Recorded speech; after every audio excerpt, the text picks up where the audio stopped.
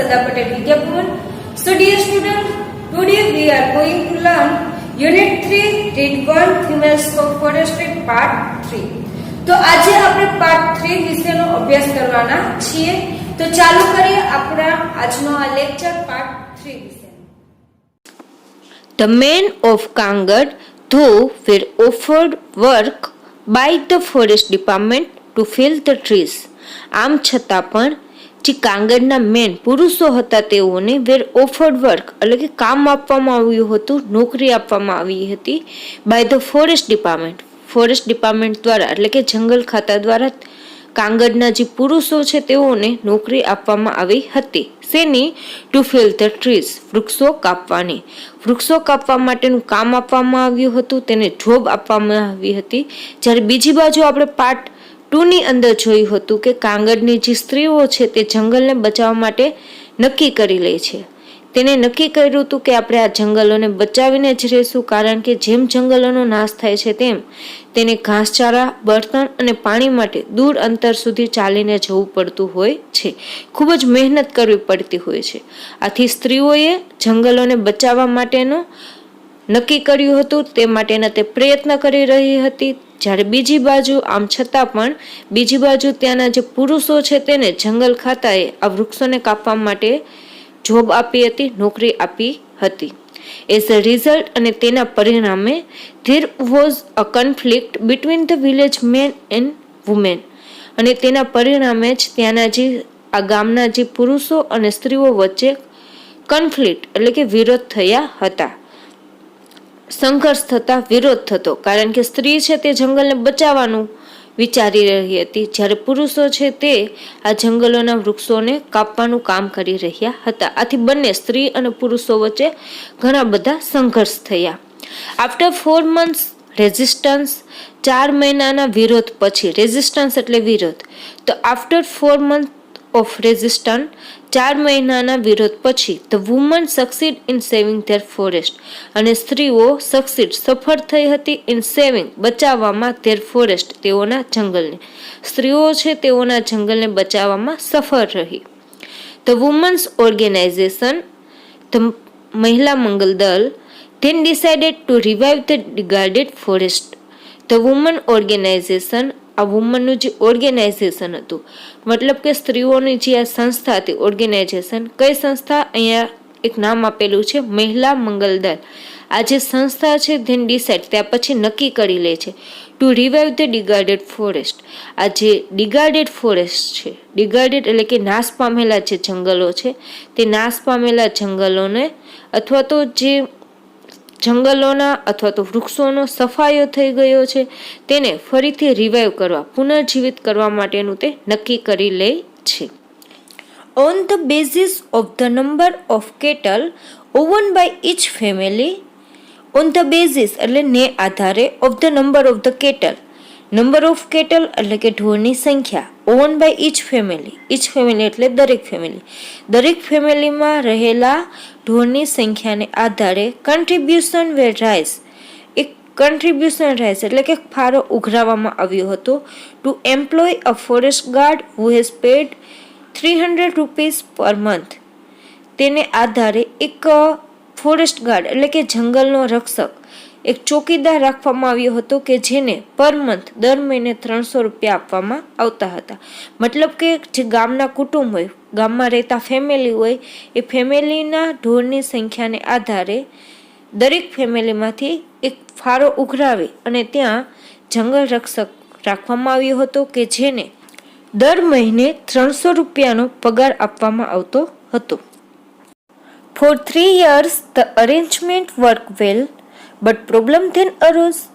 For 3 years, 3 વર્ષ સુધી તો ધ અરેન્જમેન્ટ એટલે ગોઠવણી, વર્કડ વેલ, આ જે કામની ગોઠવણી હતી તે ખૂબ સારી રીતે થઈ. મતલબ કે 3 વર્ષ સુધી આ જંગલના રક્ષણ કરવાનું કામ ખૂબ જ સારી રીતે ચાલ્યું.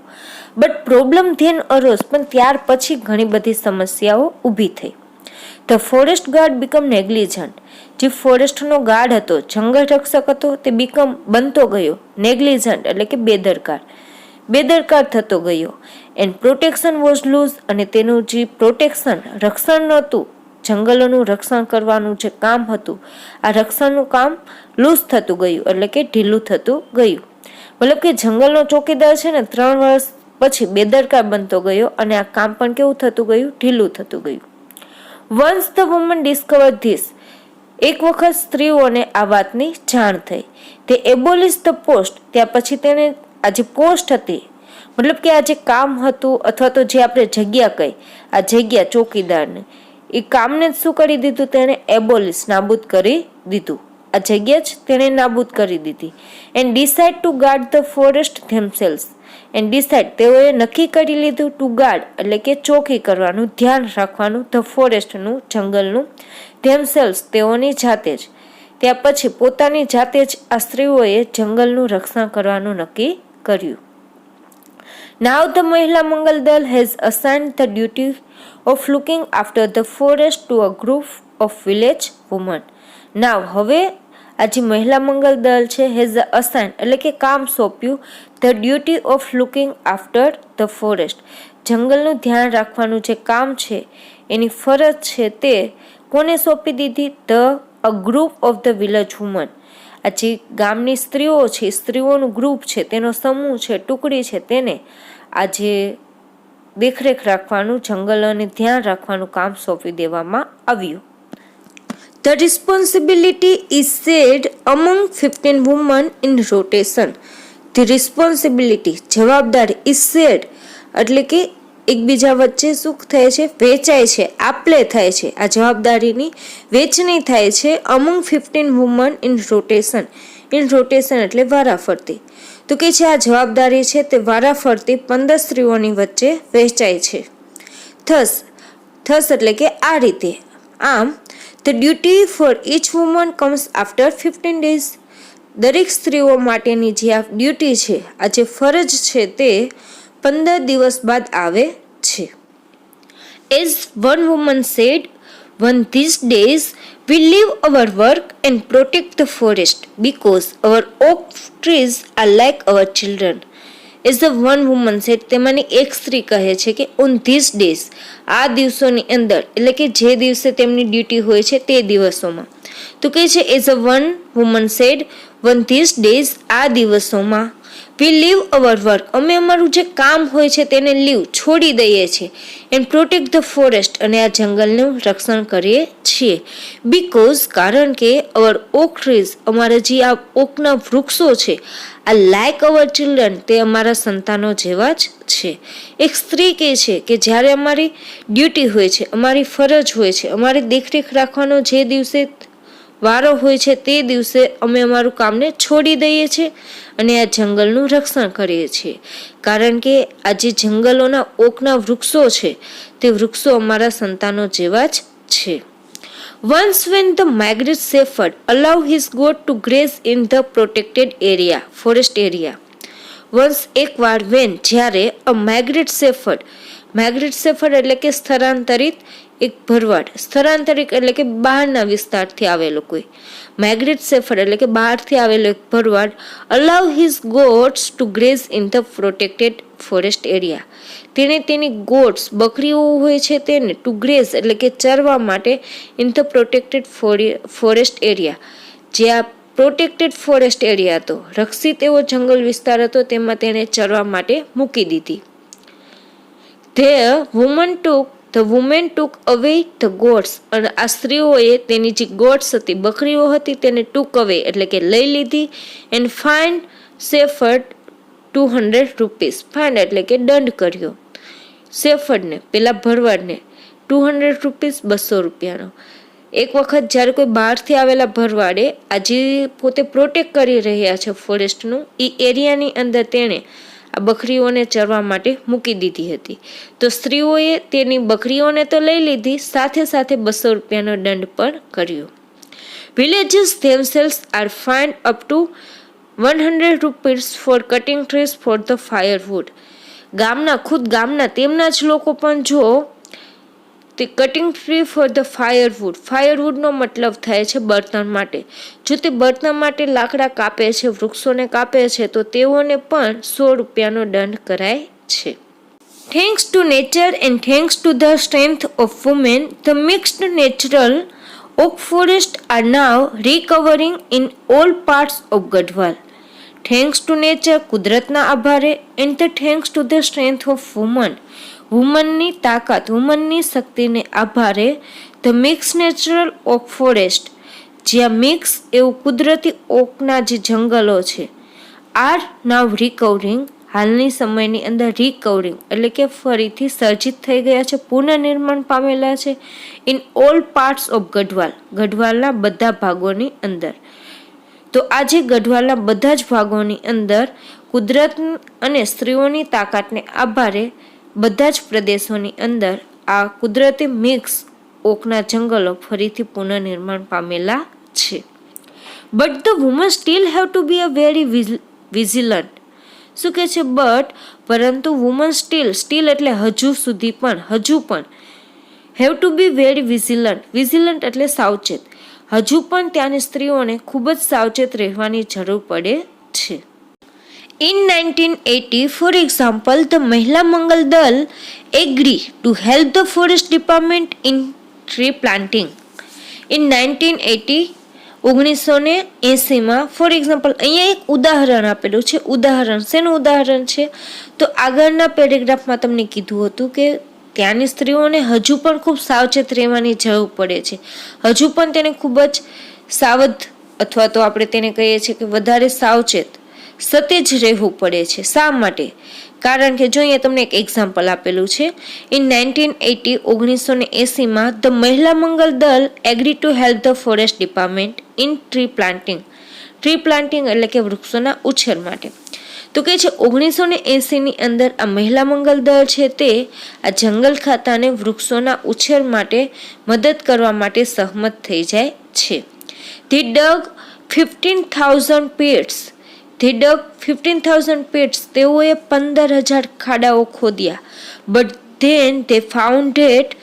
પરંતુ ત્યાર પછી તેઓને ખબર પડી, આ સ્ત્રીઓને જાણ થઈ, the department was only interested in planting poplars.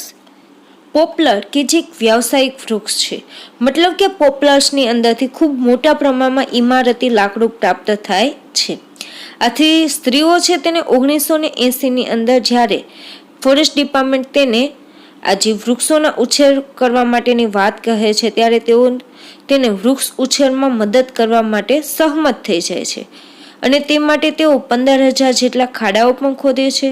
પરંતુ ત્યાર પછી તેઓને જાણ થાય છે કે આ જે ડિપાર્ટમેન્ટ છે, જંગલ ખાતું છે, તેને ફક્ત આ પોપલર નામના વૃક્ષોનો ઉછેર કરવામાં જ રસ રહેલો છે. તેઓ ફક્ત ને ફક્ત આ પોપલર નામના જે વૃક્ષ છે, પોપલર વૃક્ષો, તેનો જ ઉછેર કરવા માગે છે તેવી તેને જાણ થાય છે. The woman refuse to allow the planting of the poplar. અને ધ વુમન આ સ્ત્રીઓ છે રિફ્યુઝ એટલે કે મનાઈ કરી દે છે, ના પાડે છે, to allow the planting of the poplars, આ પોપલર નામના વૃક્ષનો ઉછેર કરવાની તે ના પાડી દે છે. Which is a foreign commercial tree કે જે એક વિદેશી વ્યવસાયિક વૃક્ષ છે. આ વૃક્ષની ઉછેર કરવાનું, તેને વાવવાની તે ના પાડી દે છે. Instead they forced the forest department to plant different kinds of indigenous fodder trees that would benefit indirectly. Instead એટલે કે ને બદલે they force તેઓ દબાણ કરે છે. કોને? ધ ફોરેસ્ટ ડિપાર્ટમેન્ટ, જંગલ ખાતાને તેઓ દબાણ કરે છે. શેનું? ટુ પ્લાન્ટ એટલે કે ઉછેર કરવાનું, ડિફરન્ટ અલગ અલગ પ્રકારના ઓફ ઇન્ડાઇજિનસ અથવા તો જેને ઇન્ડિજિનસ પણ કહેવામાં આવે છે. તો ઇન્ડિજિનસ ફોડર ટ્રીઝ એટલે કે ઘાસચારા માટે વપરાતું, દેશી ઘાસચારા માટે વપરાતા વૃક્ષોનું ઉછેર કરવા માટેનું તે દબાણ કરે છે. ડેટ વુડ બેનિફિટ ધેમ ડાયરેક્ટલી કે જેનું તે લાભ ડાયરેક્ટલી સીધો લઈ શકે તેવા દેશી આ જે ઘાસચારા માટેના વૃક્ષો હોય છે તે વૃક્ષોનો ઉછેર કરવા માટેનું તે જંગલ ખાતાને દબાણ કરે છે. Thus, the natural forest are now regenerating in the hilly areas in many parts of Uttar Pradesh. Thus, આ રીતે the natural forest are now regenerating, કુદરતી એવા જંગલો હવે રીજનરેટિંગ એટલે કે પુનઃજીવિત થયા છે ઇન હિલીઝ એરિયા, પર્વતીય વિસ્તાર, in many parts of Uttar Pradesh. ઉત્તર પ્રદેશના ઘણા બધા વિસ્તારોની અંદર પર્વતીય વિસ્તારોમાં હવે આ જે કુદરતી જંગલો છે તે પુનઃજીવિત થઈ રહ્યા છે. In addition to supporting local agriculture and animal husbandry, the regenerated forests have reduced this intensity of floods and soil erosion and have ensured the permanent water supply. In addition to supporting local agriculture and animal husbandry, મતલબ કે સ્થાનિક ખેતી અને પશુપાલનની સહાય થવા સાથે સાથે એને તો આ જંગલ સપોર્ટ કરે જ છે, સ્થાનિક જે ખેતી છે તેને, અને સાથે સાથે પશુપાલન, એનિમલ હસબન્ડરી એટલે કે પશુપાલન. તો સ્થાનિક ખેતી અને પશુપાલનને મદદ કરવાની સાથે સાથે ધ રીજનરેટેડ ફોરેસ્ટ હેવ રિડ્યુસ એટલે કે ઘટાડી દીધું છે, આજે પુનર્જીવિત થયેલા જંગલોએ હેવ રિડ્યુસ એટલે કે ઘટાડી દીધું છે the intensity of flood and the soil erosion, જે પૂર અને જમીન ધોવાણની જે ઇન્ટેન્સિટી હતી એટલે કે તીવ્રતા હતી તેનું જે વધુ પડતું પ્રમાણ હતું તે પ્રમાણે તેણે ઘટાડી દીધું છે. મતલબ કે પુનર્જીવિત થયેલા જંગલોને કારણે ત્યાં પૂર અને જમીન ધોવાણ જેવી ઘટના છે તે ઘટનાનું પ્રમાણ પણ ઘટ્યું છે. And have ensure the permanent water supply, અને ત્યાં પરમિનન્ટ કાયમી માટે જે વોટર સપ્લાય છે, પાણીનો પુરવઠો છે તે ઇન્શ્યોર થઈ ગયો છે, મતલબ કે તે સુનિશ્ચિત થઈ ગયો છે. શેના કારણથી થયો છે? તો રીજનરેટેડ ફોરેસ્ટ એટલે કે પુનઃનિર્માણ પામેલા જંગલોને કારણે. તો કે છે આ પુનઃનિર્માણ પામેલા જંગલો છે તે સ્થાનિક ખેતીને અને પશુપાલનને તો મદદ કરે છે, સાથે સાથે તેમણે ત્યાં જે પૂર અને જમીન ધોવાની જે પ્રબળતા હતી અથવા તો એનું જે પ્રમાણ હતું તેને ઘટાડી દીધું છે, અને તે વિસ્તારમાં કાયમી પાણીના પુરવઠાને પણ તેને સુનિશ્ચિત કરી દીધો છે. The practice of community protection of forest has spread to many neighboring villages. The practice of community protection એટલે સામૂહિક રક્ષણની જે આ પ્રેક્ટિસ હતી, જે આ પદ્ધતિ હતી, તે પદ્ધતિ ઓફ ફોરેસ્ટ એટલે કે જંગલોને બચાવવા માટેની, જંગલોના રક્ષણ માટેની જે આ સામૂહિક પદ્ધતિ હતી તે સ્પ્રેડ એટલે કે ફેલાઈ છે મેની નેબરિંગ વિલેજીસ, ઘણા બધા નજીકના ગામડાઓમાં. મતલબ કે આ ગઢવાલ જે પ્રદેશ છે અથવા તો ગઢવાલનો જે વિસ્તાર છે તેહરી ગઢવાલ, આ સિવાય પણ તેના પાડોશી આજુબાજુના ગામડાઓની અંદર પણ આ રીતે સમૂહની અંદર જંગલોનું રક્ષણ કરવામાં આવે છે. In fact, this probably the only effective way to tackle this terribly urgent national task. ટેરિબલી એટલે કે ભયંકર, અર્જન્ટ એટલે કે જરૂરી, નેશનલ ટાસ્ક એટલે કે રાષ્ટ્રીય કાર્ય. આપણું આ ભયંકર જરૂરી એવું રાષ્ટ્રીય કાર્ય માટે આજ એક એટલે કે આ જે સામૂહિક આપણું પ્રોટેક્શન છે તે પ્રોટેક્શન જ ઓનલી ઇફેક્ટિવ વે, એકમાત્ર અસરકારક રસ્તો છે. શેનો રસ્તો છે? જંગલોને બચાવવા માટેનો. તો કે છે આ ઉપરાંત જે આ એક જ ભયંકર તાર્કિક જે આપણું રાષ્ટ્રીય કાર્ય છે એ કાર્ય માટેનો અસરકારક એવો રસ્તો છે કે જેમાં તમે સમૂહ દ્વારા જ તમે સમૂહમાં રહીને જ જંગલોનું પ્રોટેક્શન કરી શકો છો. તો આ પાઠની અંદર વિદ્યાર્થી મિત્રો આપણે જંગલોનું કઈ રીતે રક્ષણ કરવું તે વિશે આપણે જાણ્યું અને જોયું પણ કે લોકો કઈ રીતે જંગલો પ્રત્યે એટ્રેક્ટિવ છે, કેટલા જંગલો પ્રત્યે તે લાગણીસભર રીતે જોડાયેલા છે કે જંગલોના રક્ષણ કરવા માટે તે પોતાના જીવનો પણ બલિદાન કરવા તૈયાર છે. તે આ જંગલોને પોતાના સંતાનો સમાન માને છે અને આ વૃક્ષોનું તે રીતે જ તેઓ જતન કરે છે. તો વિદ્યાર્થી મિત્રો, આપણે પણ આ પાઠને આધારે વૃક્ષો અને જંગલોના મહત્વને સમજતા શીખીએ, તેઓનું જતન કરીએ, શક્ય હોય તેટલું તેનું સંરક્ષણ કરીએ, સાથે સાથે નવા વૃક્ષોનો ઉછેર કરવાનો પણ પ્રયત્ન કરીએ. કારણ કે આ વૃક્ષો ખાલી પર્વતીય જ વિસ્તારના લોકોને મદદરૂપ છે એવું હોતું નથી. આપણા માટે પણ વૃક્ષો ખૂબ જ જરૂરી છે. જો વૃક્ષ છે તો જ આપણે છીએ.